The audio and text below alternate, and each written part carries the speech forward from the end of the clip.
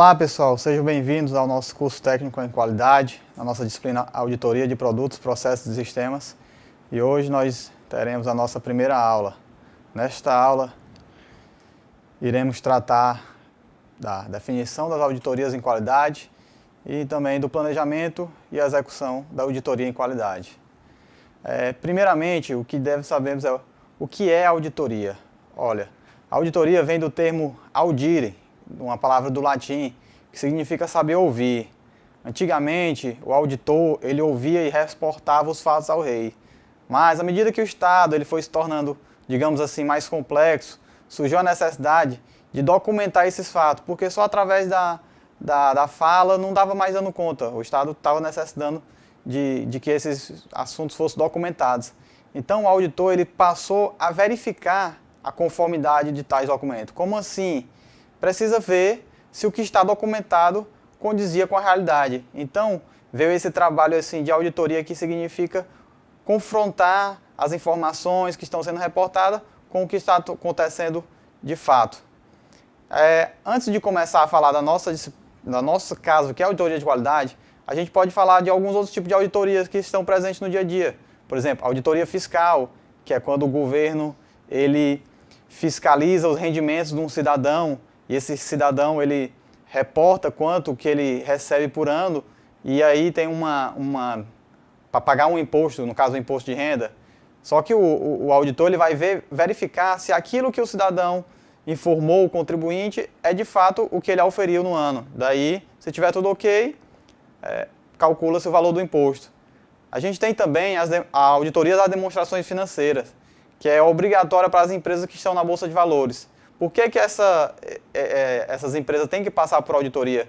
Porque na Bolsa de Valores, as empresas elas podem muito bem mascarar algumas informações para dizer que estão rentáveis, mais do que realmente são, e com isso conseguir captar algum dinheiro de alguns clientes. Só que como os investidores, na grande sua maioria, não têm tempo, nem um conhecimento suficiente para verificar se todas aquelas informações que são muito técnicas, elas são verdadeiras, daí surge a necessidade de vir uma equipe independente que vai atestar a veracidade dessas informações.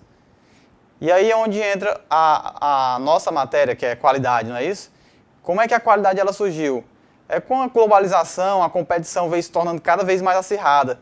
Então, para a empresa se destacar, é necessário o quê? Buscar excelência. E um modo de buscar essa excelência é através de ter um sistema de gestão de qualidade, para deixar tudo registrado, tudo padronizado. E é por esses motivos, esses sistemas devem passar às auditorias de qualidade. Assim, para verificar a sua eficácia. Isto é, se esse sistema foi planejado, está sendo executado, para atingir os objetivos esperados. Certo? Porque não basta somente ter um sistema e esse sistema não ser robusto o suficiente para dar os benefícios que a empresa precisa para se tornar competitiva e sobreviver no mercado que está cada vez mais acirrado. Então vamos para uma definição mais assim formal do que é uma auditoria. Auditoria, segundo uma definição da ISO, ela é um processo sistemático, documentado e independente para obter a evidência de auditoria e avaliá-la objetivamente para determinar a extensão em que os critérios de auditoria são atendidos. Para facilitar, vamos aqui desmembrar alguns dos termos. Por exemplo, o termo processo quer dizer que a atividade é parte de um planejamento, a auditoria é parte de um planejamento, tem início, meio e fim. Olha só, atenção para o termo documentado. Todas as etapas devem estar registradas para verificações futuras. A documentação é muito importante para que a auditoria atenda aos seus objetivos. Independência, outra questão de suma importância. O auditor deve ser um indivíduo que ele não pode sofrer influências ou pressões que comprometam a qualidade do seu trabalho. É por isso que a gente diz, muitos autores dizem, que o auditor, por exemplo, no caso de uma auditoria interna, que a gente vai ver essa definição mais adiante, o auditor, ele não pode fazer parte do trabalho que está sendo auditado, porque ele já compromete a dependência. Como é que ele vai se auto-auditar? Não faz sentido. E por fim, a gente tem o quê? As evidências de auditoria, que são tudo aquilo, aqueles registros, fatos ou qualquer outra informação que vai auxiliar o auditor na tomada ao auditor na sua conclusão. Temos aqui também alguns princípios de uma auditoria. Quais são esses princípios? A gente tem o devido cuidado profissional, a conduta ética, a apresentação justa, a independência, que a gente já falou, e a abordagem baseada em evidências. Eu quero chamar a atenção para a abordagem baseada em evidências. Como assim? O auditor ele tem que estar atento aos fatos, tudo aquilo que está acontecendo. Se você imaginar um sistema produtivo que tem alguma situação que está causando algum problema, aquilo ali é o que deve chamar a atenção do auditor para ele verificar com base em evidência, em fatos, o que está causando.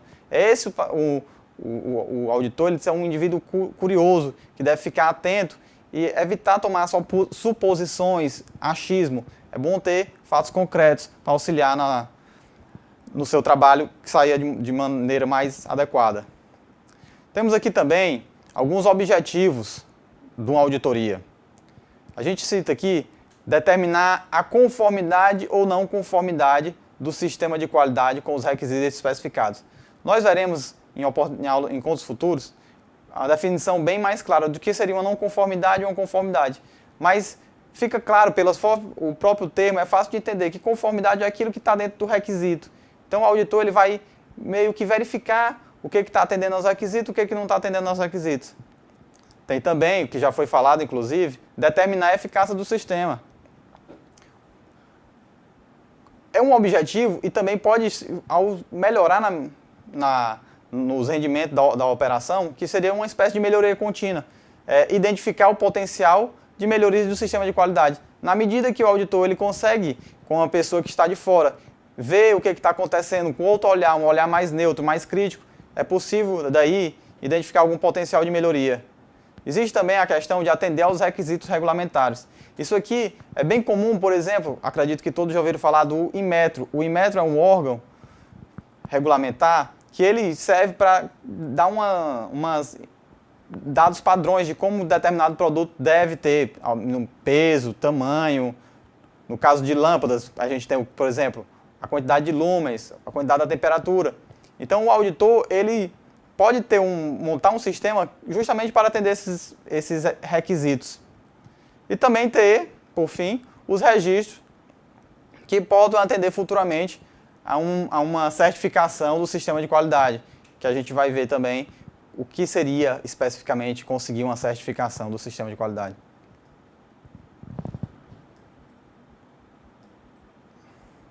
Agora vamos aqui para algum tipo de classificação das auditorias. Eu costumo dizer que a gente tem uma classificação de acordo com o que está sendo auditado e quem realiza a auditoria. Vamos iniciar por o que está sendo auditado. Essa classificação é, inclusive, o nome da nossa disciplina, né? Que é a auditoria de qualidade de produtos, processos e sistemas.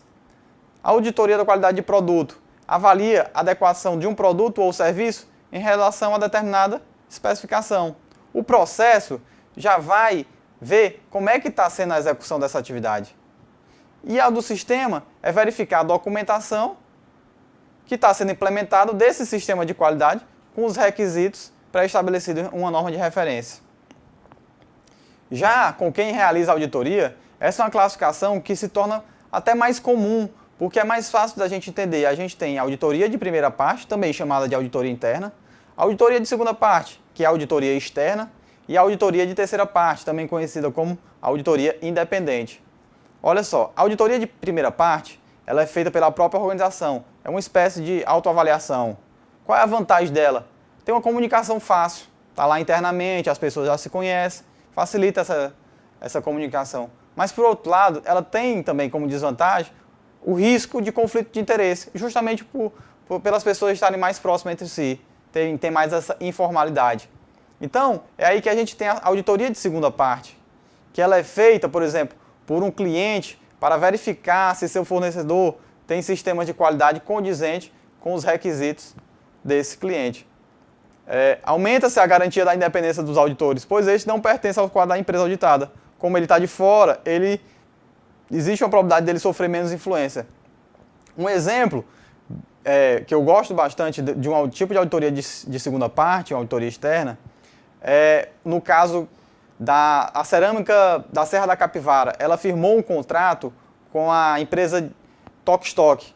Então a cerâmica faz uma peça exclusiva para a Tokstok. Só que a Tokstok ela escreveu uma série de requisitos que faz para aceitar a peça. Não pode ter quase nenhum tipo de defeito, de rachadura, a tinta tem que estar bem uniforme. Se tiver algum defeito, ela já não aceita. Isso é um tipo de auditoria de segunda parte, porque ela é feita exclusivamente entre um fornecedor e um cliente.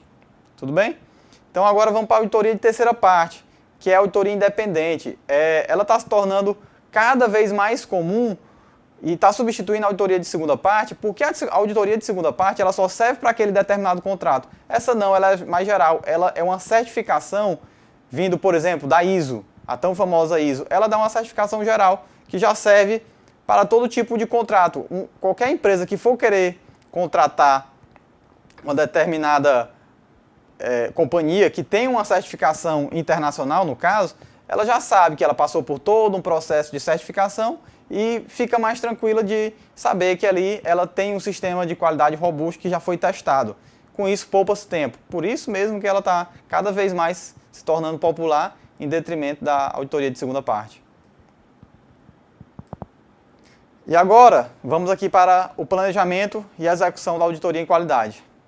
A auditoria, como já foi visto, é um tipo de processo, tem entradas, transformações e saída, certo?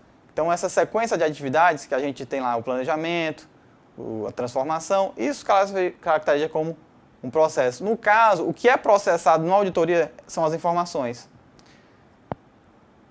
Então, quais são as etapas básicas, assim, digamos, de uma auditoria? A gente tem um planejamento, primeiramente, que define o que fato será estudado, investigado, corrigido, é o que vai ser auditado, né? Qual é o que está causando o problema? Tem uma auditoria de fato, que seria a execução, é pôr em prática aquele planejamento. E a finalização. Como é que um auditor finaliza seu trabalho?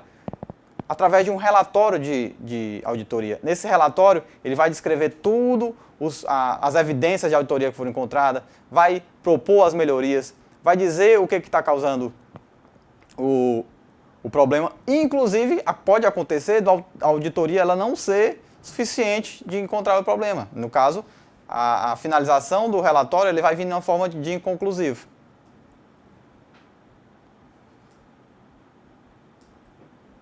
Então aqui, vamos só mais um breve desmembramento do que a gente falou do planejamento, né, identificação dos objetivos. Eu quero chamar a atenção que é no planejamento que a gente seleciona as equipes, os profissionais que são envolvidos. É muito importante ter uma boa seleção, porque o profissional de auditoria, a gente vai ver na próxima aula que ele tem alguns perfis desejados, certo? Com questão de experiência, de saber ouvir. Esse profissional ele deve ser treinado, é no planejamento que ele é treinado. E daí, do planejamento a gente faz o plano de auditoria, o checklist, a sequência das atividades, o cronograma, o orçamento. Depois de feito tudo isso, existe a notificação da auditoria, que isso quer dizer, ela já pode ir para a execução.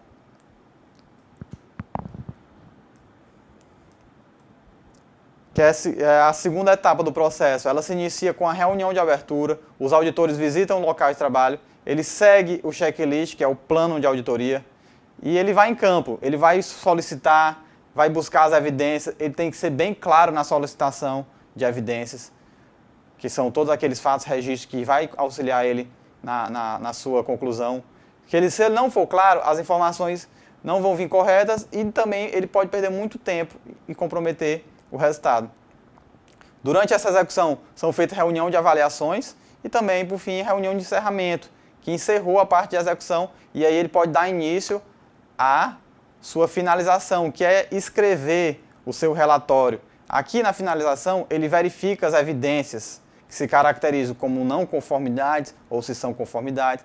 Ele vai identificar as oportunidades de melhorias, começa de fato a elaborar o relatório.